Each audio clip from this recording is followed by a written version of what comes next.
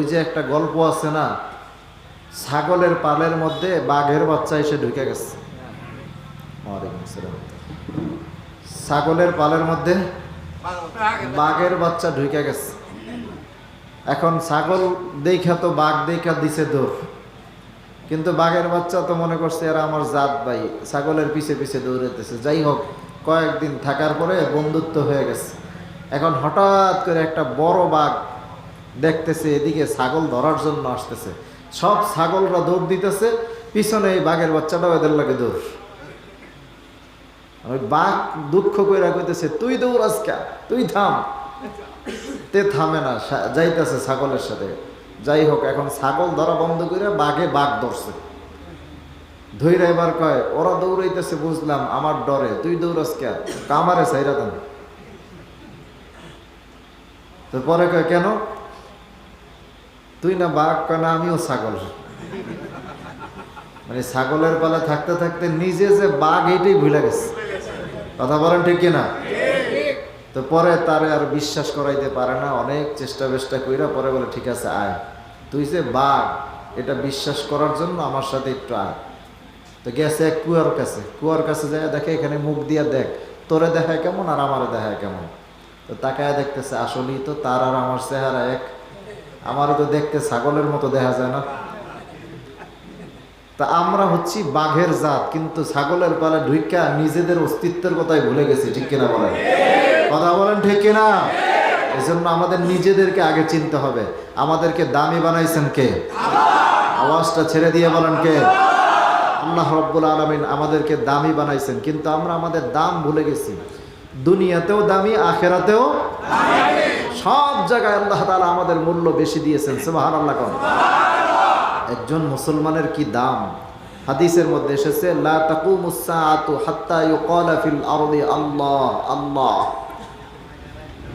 যতক্ষণ পর্যন্ত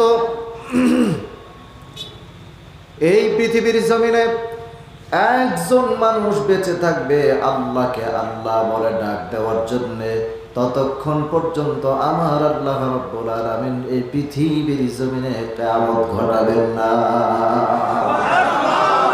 কিন্তু যেই দিন আল্লাহ রাব্বুল আলামিন দেখবেন একটা মানুষও আল্লাহকে আল্লাহ বলে ডাক দেওয়ার মতো পাওয়া যাবে না, ওই দিন আল্লাহ রাব্বুল আলামিন বলবেন, ওয়া নুফিখা ফিস সূরি ফাইযা হুম মিনাল আজদাসি ইলা রাব্বিহিম ইয়ানসিলুন। আল্লাহ রাব্বুল আলামিন ওই দিন ইসরাফিলকে ডেকে বললেন, ইসরাফিল দে তোর বাঁশি বাজায়া দে, তোর সিংগায় ফু দিয়ে দে, আমাকে দুনিয়াতে আমাকে আল্লাহ বলে একজন ডাক দেওয়ার মতো দুনিয়ার জমিনে বেঁচে নাই, আমি আর দুনিয়া রাখতে চাই না, দুনিয়ার মধ্যে কিয়ামত ঘটায় দেব। এই পৃথিবীর জমিনের একমাত্র উত্তরাধিকারী হলো আল্লাহ তাআলার নেককার বান্দারা। ঠিক কিনা বলেন? আল্লাহ রাব্বুল আলামিন বলেন, وَلَقَدْ كَتَبْنَا فِي الزَّبُورِ مِنْ بَعْدِ الذِّكْرِ أَنَّ الْأَرْضَ يَرِثُهَا عِبَادِيَ الصَّالِحُونَ।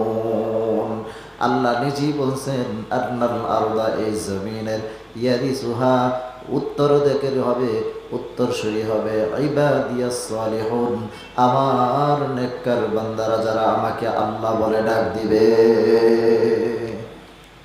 যারা আল্লাহকে আল্লাহ বলে ডাক দিবে তারাই হচ্ছে এই জমিনের উত্তরাধিকারী। সুবহানাল্লাহ। আরো জোরে বলেন সুবহানাল্লাহ।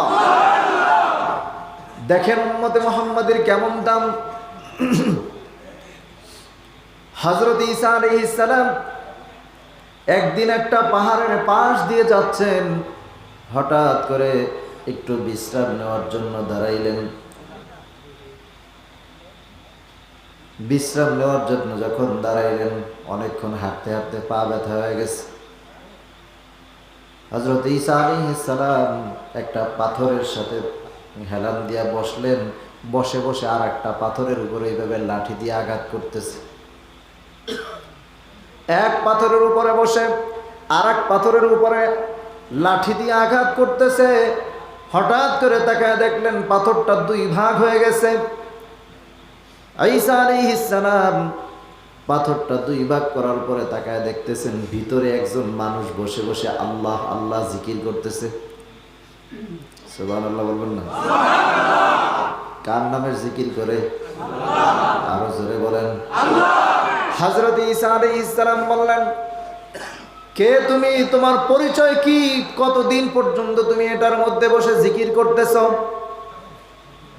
লোকটা ডেকে বলতেছে, আমি তো পাথরের ভিতরে, বাইরের আলো আমি দেখি না, সূর্যের কথা বলতে পারি না, তো আনুমানিক আমি প্রায় 400 বছর পর্যন্ত এটার মধ্যে ইবাদত করতেছি। কত বছর? বলতেছে আনুমানিক 400 বছর হয়ে গেছে, এই 400 বছর পর্যন্ত আমি এখানে বসে ইবাদত করতেছি। হযরত ঈসা আলাইহিস সালাম বললেন, তাহলে তোমার মতো এত ভাগ্যবান মানুষ তো আর কেউ নাই, তোমার মতো এত বেশি ইবাদত করার মতো ব্যক্তি এই জমিনের মধ্যে মনে হয় কেউ নাই। ঈসা আলাইহিস সালাম যখন এই কথা বললেন, আল্লাহর গোলাম, আল্লাহর বান্দা দেখে বলতেছে, ও পয়গম্বর, আপনি বলতেছেন আমার মতো ইবাদত করনেওয়ালা কেউ নাই, আমি এখানে ইবাদত করি আর মাঝে মাঝে 50-100 বছর পর পর একটা গায়বী আওয়াজ দিয়া শুনতে পাই, কে যেন ডেকে বলে, আরে আমার গোলাম, তুই যে এখানে শত শত বছর পর্যন্ত ইবাদত করতেছ রে বান্দা, তোর এই শত শত বছরের ইবাদত আর আমার আখিরি জামানার পয়গম্বরের উম্মতে মুহাম্মাদীর সবে কদরের মতো একটা রাতের ইবাদত, তোর এই 400 বছরের ইবাদতের চাইতে আমার বান্দার এক রাতের ইবাদতের মূল্য আমি আল্লাহর কাছে বেশি। তুই শত শত বছর ইবাদত করবি আর আমার দোস্তের উম্মতেরা লাইলাতুল কদরের মতো একটা রাত্র পাবে, আর আমি আল্লাহ তাআলা তোর এই শত বছর ইবাদতের চাইতে বেশি নাকি তার আমলনামায় দিয়ে দেব। তাহলে উম্মতে মুহাম্মাদের দাম আছে না নাই? কথা বলার আছে না নাই? শুধু তাই নয়, কেমন দামি আল্লাহ তাআলা বানাইছেন। এটা তো দুনিয়াতে আল্লাহ তাআলা দাম বুঝাইলেন, আখিরাতেও আমার আল্লাহ রাব্বুল আলামিন দামি বানিয়েছেন। আল্লাহ রাব্বুল আলামিন কোরআনুল কারীমের মধ্যে জান্নাতের কথা বলছেন কিনা? কথা বলেন, জান্নাতের কথা বলছেন কিনা? জাহান্নামের কথা বলছেন কিনা? জান্নাতি বান্দাদেরকে কিয়ামতের ময়দানে আল্লাহ তাআলা আলাদা করে দিবেন। কোরআনুল কারীমের মধ্যে আল্লাহ রাব্বুল আলামিন বলেন, ওয়ামতাজুল ইয়াওমা আইয়ুহাল মুজরিমুন। আল্লাহ রাব্বুল আলামিন যখন বলবেন, ও পাপী বান্দারা, পাপিষ্ঠরা, তোমরা আলাদা হয়ে যাও, আল্লাহ রাব্বুল আলামিনের ঘোষণা পেয়ে ময়দানে মাহশরে, হাসরের ময়দানে সমস্ত জান্নাতীরা এক পাশে চলে যাবে আর অপরাধী বান্দারা আর এক পাশে চলে যাবে। কিতাবের মধ্যে এসেছে, দ্বীনের নবী বলেন, ইন্না ফিল জান্নাতি 20 ওয়া মিআতা সাফিন। জান্নাতি বান্দাদেরকে কিয়ামতের ময়দানে আলাদা করার পরে জান্নাতি বান্দাদেরকে আল্লাহ তাআলা 120টা কাতার বানাবেন। কয়টা? আরো আসতে বলেন, কয়টা? 120টা কাতার আল্লাহ রাব্বুল আলামিন জান্নাতীদেরকে দিয়ে বানাবেন। ইন্না ফিল জান্নাতি 20 ওয়া মিআতা সাফিন, 120টা কাতার যখন বানানো হবে, আমার নবী বলতেছেন, এর মধ্যে সামনের থেকে 80টা কাতার সামানুনা মিন উম্মতি, এই 120 কাতারের মধ্যে 80টা কাতার হবে আমার উম্মত, উম্মতে মুহাম্মাদি। 120 কাতারের 80 কাতার কারা? উম্মতে মুহাম্মাদি, আমরা। সুবহানাল্লাহ কোন? আরো জোরে কোন সুবহানাল্লাহ। এই উম্মতে মুহাম্মাদীদেরকে আল্লাহ রাব্বুল আলামিন 120 কাতারের 80টা কাতার দিয়ে দিবেন। বাকি থাকে কয় কাতার? হাদিস শরীফের মধ্যে এসেছে, ওয়াল আরবাউনা লিসাইরিল উমাম। সুবহানাল্লাহ বলবেন না?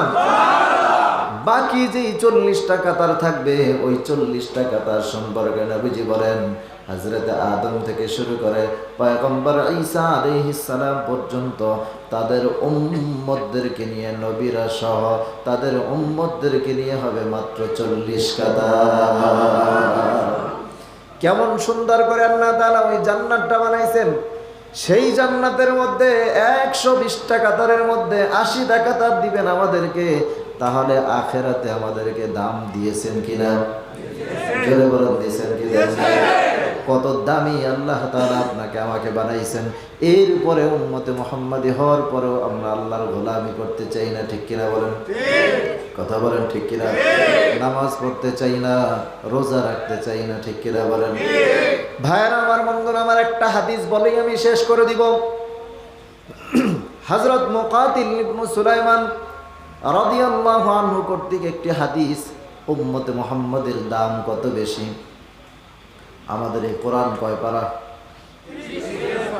সবাই বলেন কয় পারা? সূরা কয়টা? সবাই জানেন না? কয়টা সূরা? 114টা সূরা। আয়াত কয়টা? বলা বেশি গেছে। আয়াত কয়টা? 6666টা। বিভিন্ন মত আছে। 114টা সূরা, 30টা পারা। আল্লাহ রাব্বুল আলামিন যে 114টা সূরা দিলেন, 30 পারা দিলেন, মোট আয়াত দিলেন 6666টা। এই 6666টা আয়াত দিয়ে আল্লাহ তাআলা দিলেন একটা কোরআন। কিন্তু মূসা আলাইহিস সালাম তাকে দিয়েছেন আল্লাহ তাআলা তাওরাত কিতাব। তাওরাত কিতাবটা কত বড় ছিল? কিতাবের মধ্যে এসেছে তাওরাত কিতাবের মোট পারা ছিল 100 পারা। সুবহানাল্লাহ, সকালে কইেন কত পারা? 100 পারা। আমাদের 30 পারায় মোট আয়াত হইছে 6500। আর মূসা আলাইহিস সালামের তাওরাত কিতাবের এক পারায় মোট আয়াত ছিল 10,000। তার মানে তাওরাত কিতাবের মধ্যে পয়গম্বর মূসা আলাইহিস সালামের এক তাওরাতের মধ্যে মোট আয়াত সংখ্যা ছিল 10 লক্ষ। সুবহানাল্লাহ। এই 10 লক্ষ আয়াত আলা তাওরাত কিতাবের মধ্যে আল্লাহ রাব্বুল আলামিন 3 ভাগের 2 ভাগ উম্মতে মুহাম্মাদের কথা বলেছেন। কোন সুবহানাল্লাহ।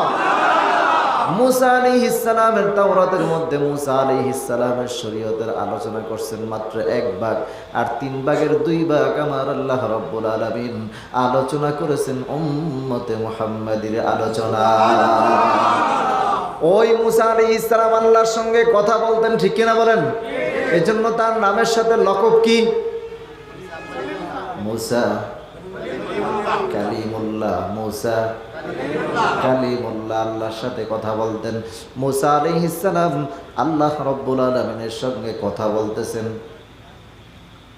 হঠাৎ করে কথা বলতে বলতে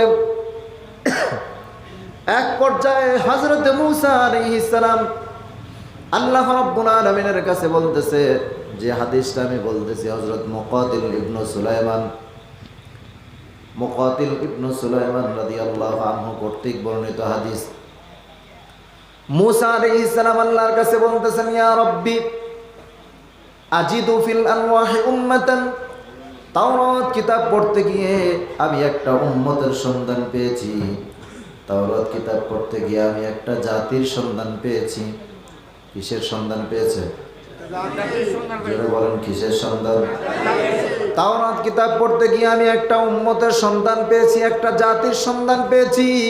তাহারাতুহুম বিল মাই ওয়াত তুরাব। ওই উম্মতটা একটা যখন নামাজ পড়তে যাবে বা পবিত্রতা অর্জন করতে যাবে, মুরব্বি থাক, যা হয়েছে হয়েছে, কিছু করার নাই। তাওরাত কিতাব পড়তে গিয়ে যে জাতির সন্ধান পেয়েছে, এই জাতি পবিত্রতা অর্জন করবে মাটি দ্বারা এবং পানি দ্বারা। কি দ্বারা? মাটি এবং পানি দ্বারা। মূসা আলাইহিস সালাম আল্লাহর কাছে বলতেছে, আল্লাহ এইভাবে পবিত্রতা অর্জন করা তো সহজ, ঠিক কিনা বলেন? আগেকার যুগে যদি কারো শরীরের মধ্যে ময়লা লাগতো, কাপড়ের মধ্যে ময়লা লাগলো, ওই কাপড়ের টুকরাটা কেটে ফেলে দিতে হতো। যতটুক জায়গায় ময়লা লাগতো এটা কাটা হতো, আর এখন ধুইয়া পরিষ্কার হয়ে যায়, ঠিক কিনা বলেন? পানি দিয়া পবিত্রতা অর্জন করা যায়। আর আগে কাপড় কেটে ফেলতে হইতো, চামড়ার মধ্যে ময়লা লাগছে, চামড়াটা ডলতে ডলতে প্রায় সব উঠে ফেলতে হইতো। কত কঠিন ছিল তাদের পবিত্রতা অর্জন করা। মূসা আলাইহিস সালাম দেখলেন বনি ইসরাইলের উম্মতেরা এত কঠিনভাবে পবিত্রতা অর্জন করে, অথচ তাওরাতের মধ্যে এসেছে একটা উম্মত হবে, ওই উম্মতটা পবিত্রতা অর্জন করবে মাটি দ্বারা। পানি দ্বারা, যখন পানি থাকবে না তখন মাটি দ্বারা, যখন মাটি থাকবে পানি থাকলে পানি দ্বারাই ওযু করবে। হযরত মুসা আলাইহিস সালাম বললেন ফাজআলহুম উম্মতি, আল্লাহ তাআলা ওই উম্মতটা তুমি আমারে দিয়ে দাও। আল্লাহ দিবে? কথা বলেন দিবে? আল্লাহ ডেকে বলবেন না না না মুসা, এই উম্মতটা আমি তোমারে দিতে পারবো না, এটা হচ্ছে আমার দোস্ত মুহাম্মদ সাল্লাল্লাহু আলাইহি ওয়াসাল্লামের উম্মত। মুসা আলাইহিস সালাম রিটার্ন ব্যাক করলেন। প্রথমবার যখন পাইলেন না, পরের দিন আবার গেছে, আবার গিয়ে বলতেছি ইয়া রব্বি আজিদু ফিল আলওয়াহি উম্মাতান, তাওরাত কিতাব পড়তে গিয়ে আমি আরেকটা জাতির সন্ধান পেয়েছি, আরেকটা উম্মতের সন্ধান পেয়েছি। কাফফারাতু খাতায়াহুম as-সালাওয়াতুল খামস, সুবহানাল্লাহ। আল্লাহ তাআলা তাওরাত কিতাব পড়তে গিয়ে আমি আরেকটা উম্মতের সন্ধান পেয়েছি, যেই উম্মতটা দৈনন্দিন 5 বার নামাজ আদায় করবে। কয়বার?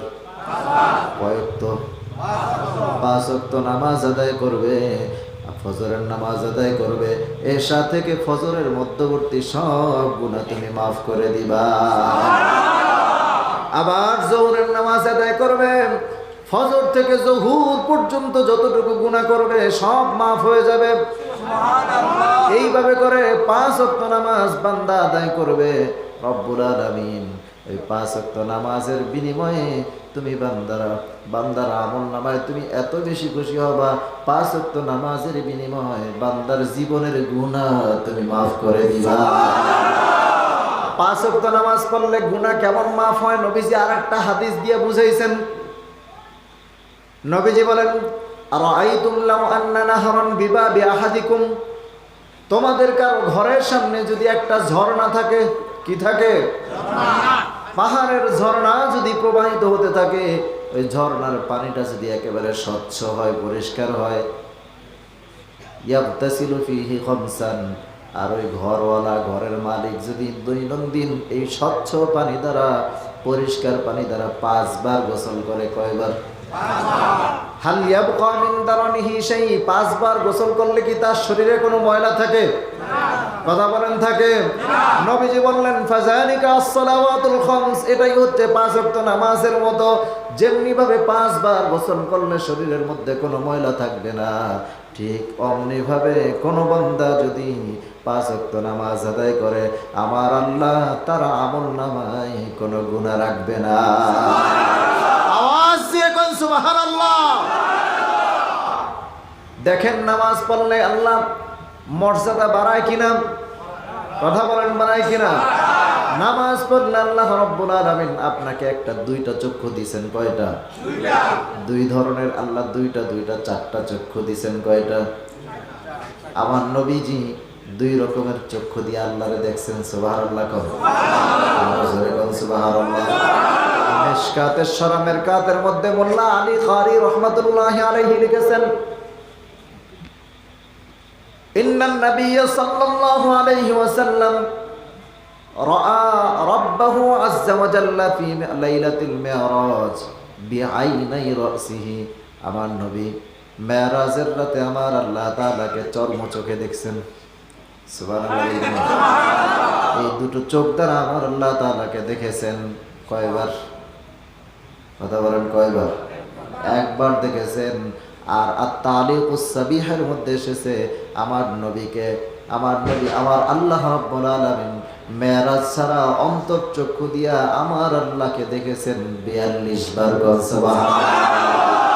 আল্লাহরে আমার নবী চর্ম চোখে স্বচক্ষে একবার দেখছেন, একবার, আর এই অন্তর চোখ দিয়ে আল্লাহকে দেখছেন 42 বার। সুবহানাল্লাহ। চোখ থাকে কয় রকম? কথা বলেন, কয় রকম?